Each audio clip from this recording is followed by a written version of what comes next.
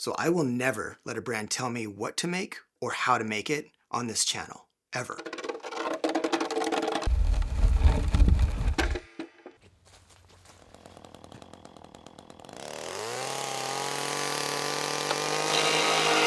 So a couple of years ago, this guitar was making the YouTube rounds, and for the most part, it was getting, quite positive reviews. So the company reached out to me and said, "Hey, would you like to be one of the people making a video?" And I said, I don't know. You can send me one. I'll check it out, but no promises. So they sent me one. And as soon as I opened the gig bag, I wrote to them and said, "You don't want me to make a video about this. It is awful. It's borderline unplayable. Here's the litany of problems with the thing. And you probably just don't want that." So they wrote me back, "Oh, we're so sorry. We'll send you a different one." And I said, "No, thanks. I'm all set." I mean, this thing is a disaster. First off, there's still sawdust and wood chunks inside the body. There's sawdust underneath the plastic covers for the pickups. There's still sawdust and wood chunks in there, even after I cleaned it out. The wiring is an absolute rat's nest inside this thing. The neck is bone dry, but the fretwork, the frets are terrible. They're gritty, they're uneven. Some of them are actually seated incorrectly, like crooked. The nut might as well have been cut by someone wearing a blindfold. There's no truss rod cover, and the tuners don't hold tune at all. And yes, I've covered up the company name on the headstock, but if you look closely, it's glaringly obvious what this is. So are guitar reviews stupid?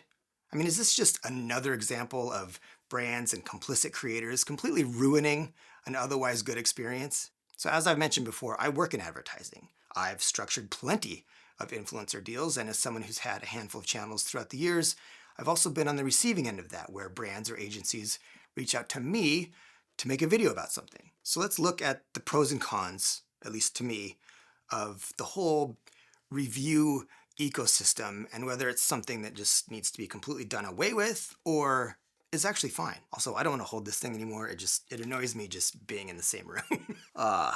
An actually nice guitar. So let's first talk about the cons, and I've just kind of made a list here. This is not going to be exhaustive, but here are what I think are kind of like the negatives of the whole YouTube guitar review space. So one, reviewers often get the best models. If a brand knows that this thing is going out to somebody to make a review video about it, it usually, not in my case, but usually gets some extra attention, meaning they say, "Make this perfect, it's going out for a review." So what the reviewer actually gets may or may not be representative of the overall quality control or the overall quality of that product in general. Two, YouTube for some people is either a significant chunk of their income or the entire chunk of their income, which creates an interesting situation because you have people who need to maintain relationships with these brands as part of their livelihood. Three, brands will absolutely use creators to get you to buy things and things that you don't need. Unfortunately, what happens is that, a new product will come out, 10 videos, 20 videos will just drop on YouTube, and they will tell you why it's the greatest thing that you absolutely need. And it creates this sort of situation where people end up shopping for guitars more than they just play their guitars. And look, I get it. I have a bunch of them. I'm just as bad at this as anybody else. I fall into this trap constantly. It's one of the reasons I haven't made a whole lot of videos lately. It's because I just wanted to play the things rather than just like, oh my God, I got to make content about guitars all the time. Four, watching a video honestly will not tell you at all how a guitar feels or how it even truly sounds.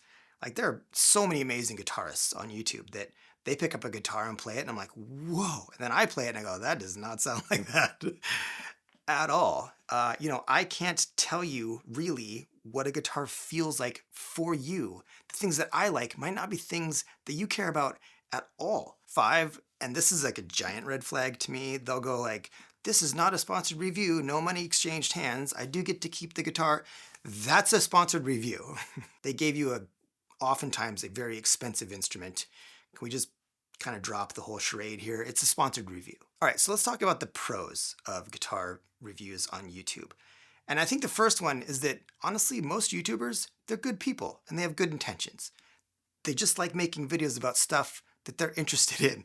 There's no, most people don't start out with like, oh, I want this to be a business and I need to strike up all these relationships that I'm not going to tell the truth so that I can protect. None of that's really going on. I can't speak for everybody, of course, but for the most part, they're just good people who are sharing something that they care about. 2, gear is fun. We like it. Yes, we spend too much time on it, but you know what? Guitars are awesome.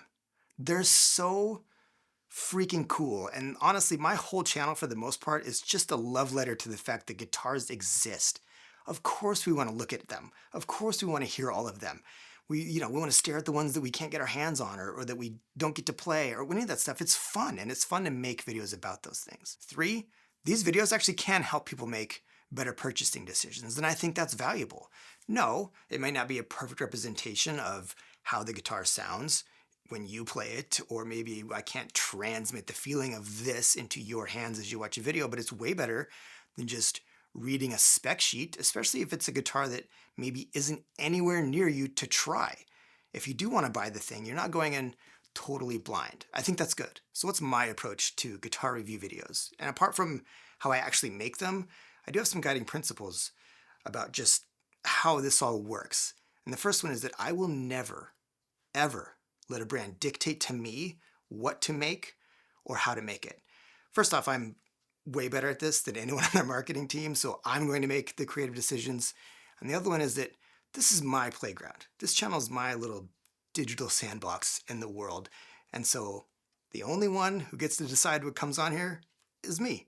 And that's fun. 2, I will never hide any bit of the relationship of how I got a guitar, whether it's from a retailer or a brand, whether I get to keep it, whether they paid me for their review. They don't. That'd be cool, but they don't. I'll never hide any of that stuff from you. And finally, there's plenty of times I'm going to be wrong. I'll say the wrong thing. I won't say it the right way, or I'll say the right thing the wrong way.